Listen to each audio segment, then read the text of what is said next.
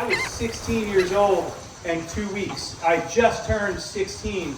And my dad loaded me into the family station wagon with wood on the sides. Literally had a windsurfer strapped to the top that I was trying to figure out how to use. And we drove down here. I'd never been here before. And we parked at the right in front of where the garage is. This is March of 1984. And he said, walk up those stairs and tell me you want to be a sailing instructor. And I said, what? Because there was an ad in the paper this morning. Walk up there, knock on the door. You're getting a job. And Diana Lambert Cyphers did my sail test. So we went out. It was a cold, raw, like late March day. We went out on a rainbow, and I knew what I was doing. I had been laser racing, and I was, from a family of sailors. And we went through the whole thing, and she's like, okay, tack, okay, tell me rig the sails, and then we're going downwind, and she goes, can you sail wing on wing?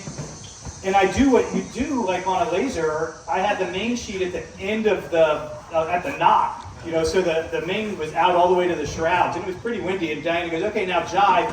And I did a full, like, J24 style jibe with the main just slamming across the whole rig. And Diana, got this look on her face. I was sure that she was like, this is over. You're out. Went up and took the written test. I got one wrong, which they said everybody got wrong, a back. Rick, I don't know if that was your trick question, but I got a back wrong. So anyway, started working there, and just to cut to the chase, the 80s were kind of a magical time here. 84, 85, 86, 87, 88. This place was humming. There were 32 rainbows rigged on a Saturday morning. Often we were 25 plus rainbows. It was Terry Brooks. That's a name for some of you guys. Then it was Dave Cyphers. Then it was Tim. It was a spectacular program. Some of the best 80s memories. I mentioned No Way Out. How about the guest appearance in No Way Out by Ruffian? Anybody remember Ruffian? I rewatched that a couple of years ago, and the black dog Ruffian runs through the scene right as they roll in here. So Ruffian, how about when the day you discovered that an 0464 opened every single lock? St. Michael. How about the night you discovered an 0464 unlocked the lighthouse in St. Michael's? How about when the next morning Rick Frankie's on the dock when you wake up in St. Michael's? So just to cut to the chase, I've been lucky enough to work in the marine industry and around boats in Annapolis my entire adult life, and I would say that what the sailing school did for me, it did change the trajectory of my life. I met people here right out of the gate who loved boats and sailing and teaching and community as much as I did. In fact, in a lot of cases, more than I did at that point. And it was really a safe place to love those things, right?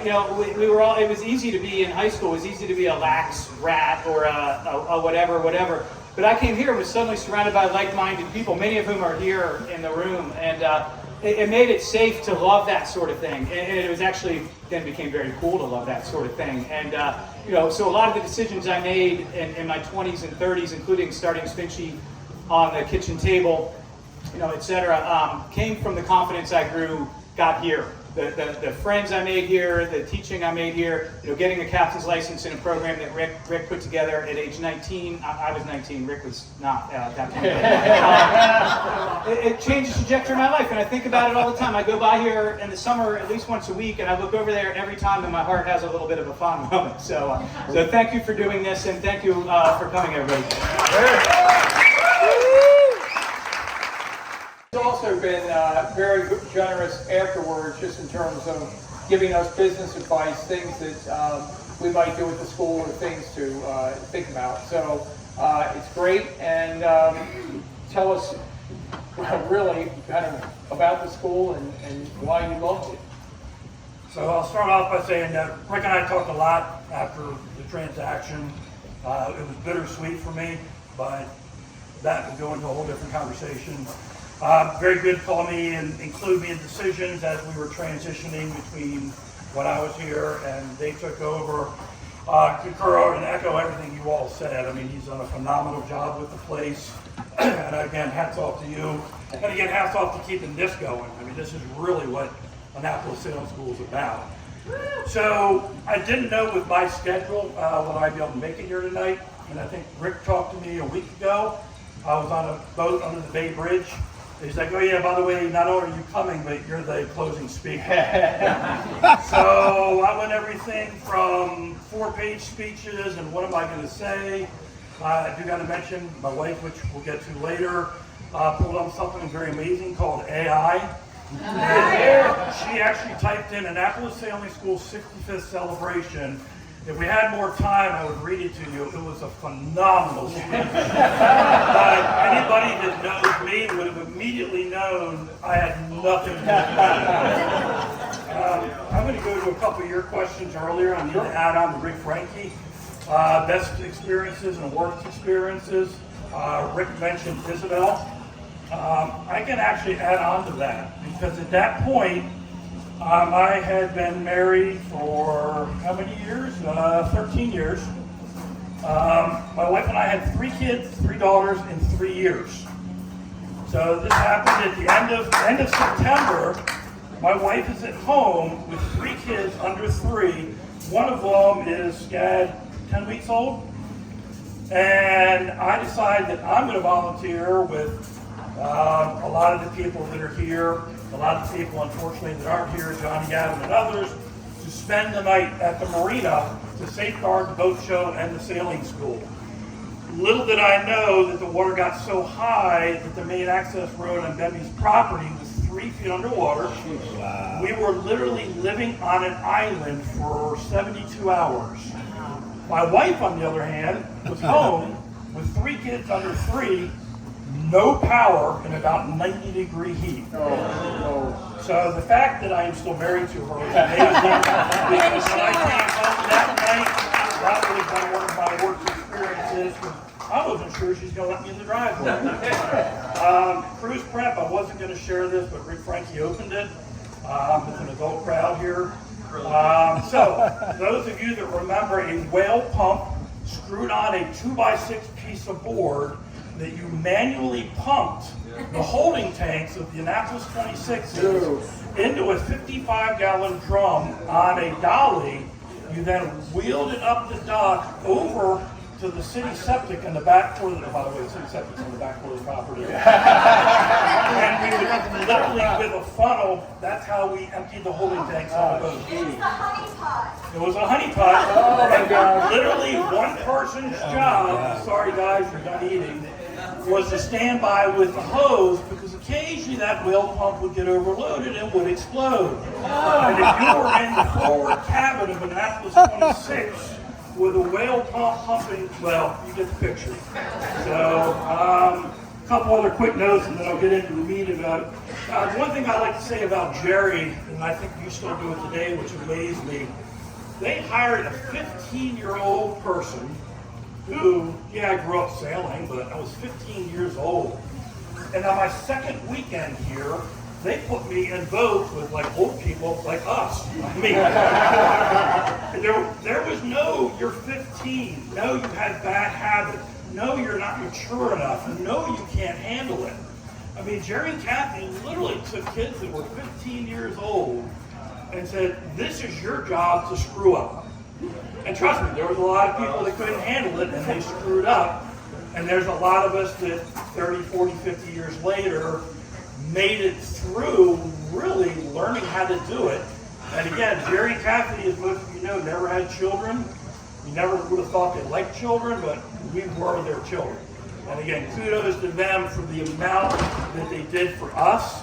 And I will mention, and it wasn't mentioned earlier, I don't know if I have permission, but you know, after their passing, the majority of their money went to a foundation for education for children. So if you don't know that, today that foundation still exists, the Jerry Kathy Wood Foundation. So, ABR not a seat. How many people remember that? We were not allowed to write ass. Annapolis Sailing School was the offensive, so everything was ABR, and it was not a seat because you weren't allowed to sit on the throwable device on the boat. So, all right, I'm going to go through this quickly because I did prepare actual real notes. This is going to give you a quick bio of sort of who I am, how I ended up here, and what's going on. So this will be sort of a quick reflection of my background on here. Ironically enough, and one other person and 2 other people in the room know this, My first day on the job was with Dave Cyphers. Dave and I literally started on the first day. So we took a little bit different paths, but I think at the end we both did very well. So I started off as a marine boat instructor, teaching junior instructor, doing cruise prep.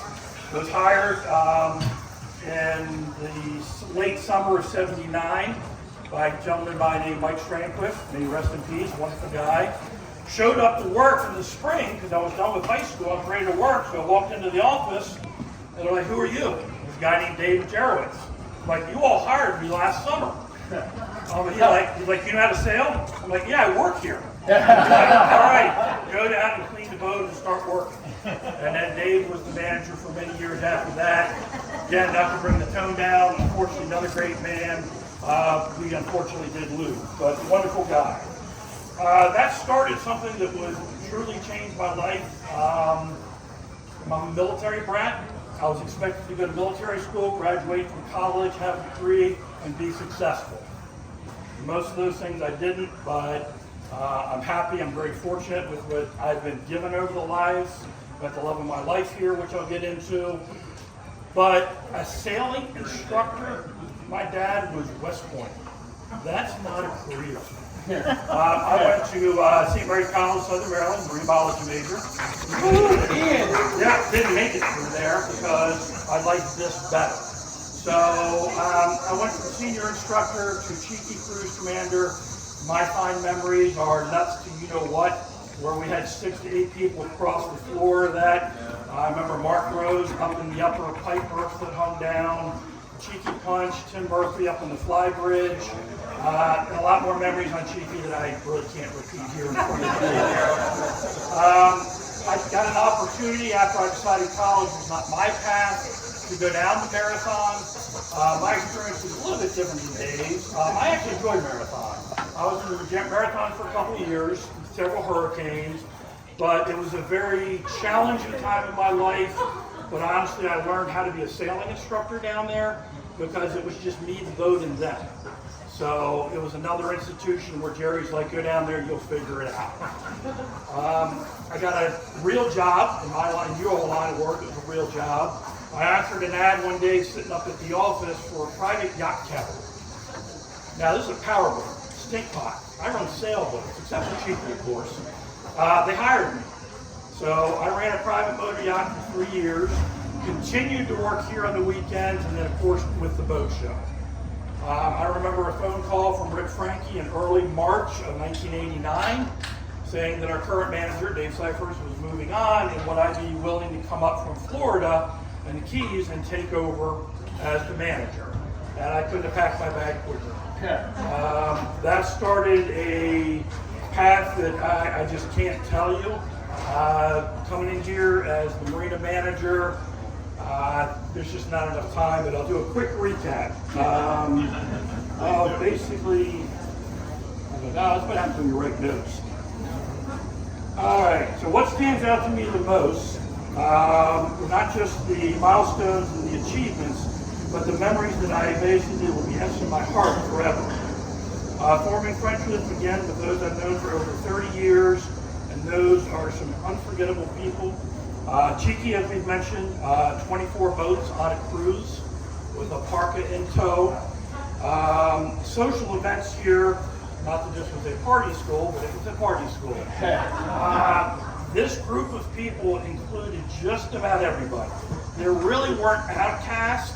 If you didn't fit into this family, you didn't usually stay around because this was a very welcoming family.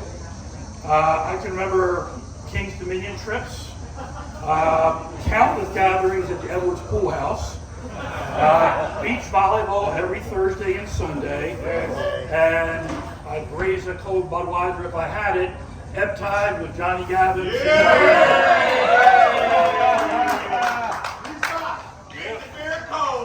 Ice cold Budweiser. Ain't going nowhere.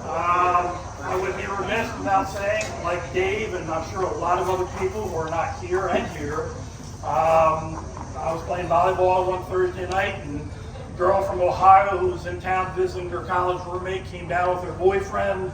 and I turned over to Matt Weimer, who was still here, and I literally told him that is the girl I'm going to marry. We met in the spring of '93. We got engaged in December, bought a house in February. Tomorrow will be 30 years of marriage.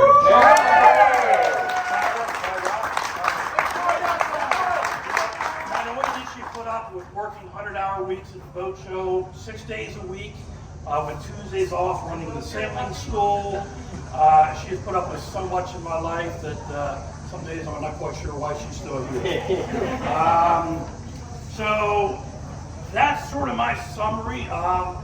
The sailing school, the saddest day of my life was selling the sailing school. Unfortunately, I sold it because at that time, after the 2008 recession, and then of course the housing boom burst, financially for me and my partners, it just was at a point that I was grasping at straws to keep this place alive. My number one motivation was what Jerry's motivation was and Rick's motivation was to make sure this place would be standing. So, hardest day of my life was sitting in a room closing with Rick, but I knew it would be in good hands, and I'm happy to say that it's almost been 10 years, it'll be 10 years in November. I'm happy that I can come back here. He's always had an open door to me. He's done a wonderful job with the school, and thank you to my friends and everybody that showed up, and I look forward to another 65 years. Yeah. We're here.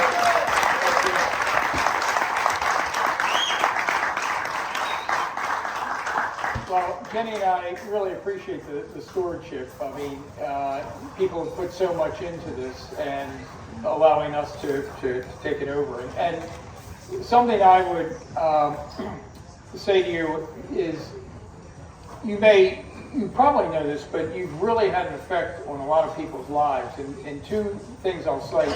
One was an obituary that came back to us early this year, in which the person wrote that their father, and taking sailing school lessons, always talked about how great the sailing school was.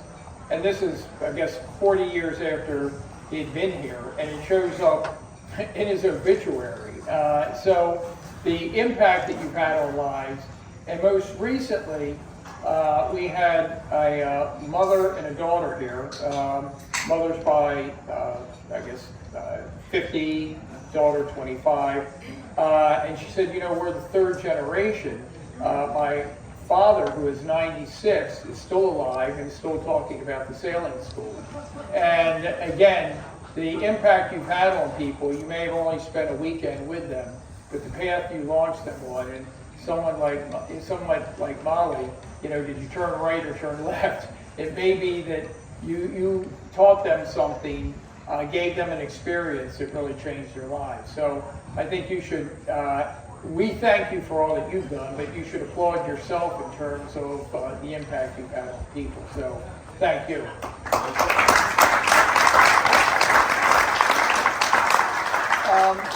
Now I think it's appropriate, though, if we ask Rick to come up again to both. I wrote a very moving speech, and Tim Dowling stole all of it. So I'm going to cut to the chase. The important thing is that we have a real event for celebration tonight, because I think this is probably the first public announcement of the fact that after almost 10 years of hard work by a lot of different people, Jerry Wood is going to be installed in the Sailing Hall of Fame.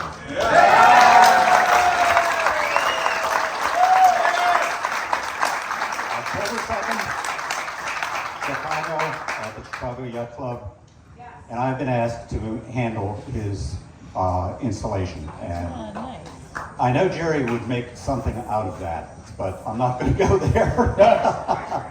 So, just as a way of closing this out, I think we've all had a great experience working for the Woods in one capacity or another, or working with the Woods. And I think we should lift a glass to the Woods, who were I think great you got some sailors. champagne in front of you. You can And trust that. thank you. To Jerry and Kathy Wood, great sailors and good people. Here, here. Here, here.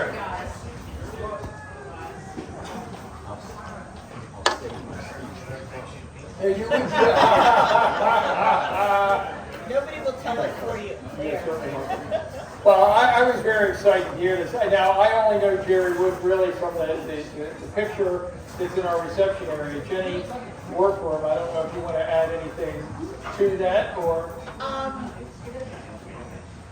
I only ever really, I saw him, he would stop by every Friday night before the cruises went out to make sure that we were all doing the cruise prep correctly. I remember that very well.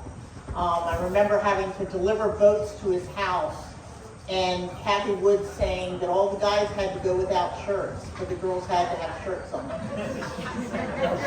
Especially Tom and Gary. Complaining on behalf of the guys or the girls? It was just interesting. And she would bring the guys lemonade, and the girls didn't get any. Anyway, Jerry did a lot for all of us. I will tell you, there is no better summer job in the world.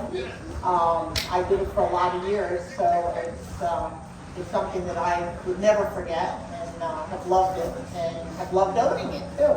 And my husband's gotten into sailing. He never would let me take him sailing because he didn't like the fact that I was in charge. She would be right, yes. So, but I think that this honor that's being given to Jerry, I know as soon as we bought the sailing school, I spoke to Rick and I said, why isn't Jerry in the Hall of Fame? I didn't understand it.